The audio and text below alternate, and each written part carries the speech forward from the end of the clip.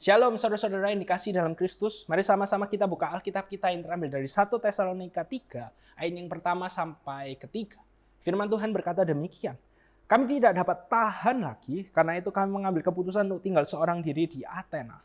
Lalu kami mengirim Timotius, saudara yang bekerja dengan kami untuk Allah dalam pemberitaan Injil Kristus, untuk menguatkan hatimu dan menasihatkan kamu tentang imanmu, supaya jangan ada orang yang goyang imannya karena kesusahan-kesusahan ini. Kamu sendiri tahu bahwa kita ditentukan untuk itu. Kesusahan, kesulitan adalah hal yang tidak dapat kita hindari dalam hidup ini.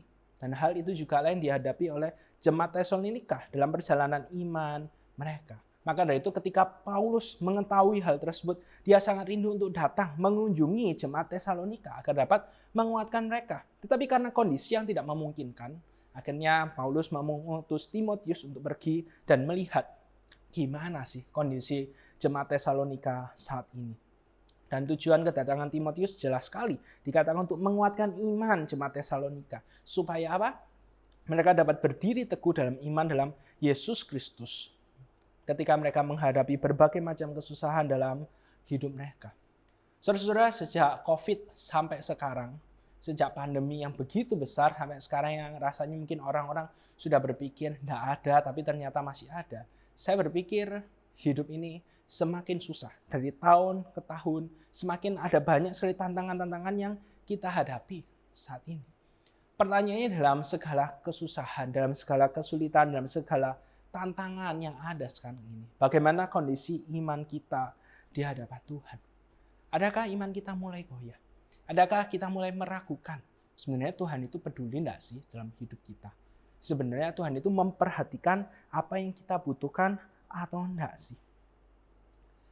Tapi kalau kita lihat dalam kebenaran firman Tuhan, ketika kita merasakan hal tersebut, mari sama-sama jangan jauhi komunitas. Coba lihat ke sekeliling.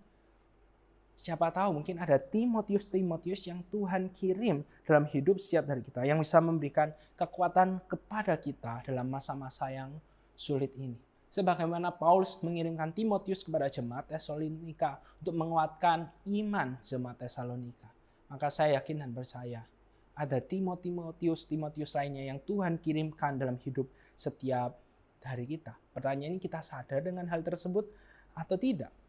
Dan saya berharap, sangat berharap kondisi yang susah sekarang ini tidak membuat iman kita semakin lemah. Melainkan ini adalah kesempatan bagi setiap dari kita untuk apa?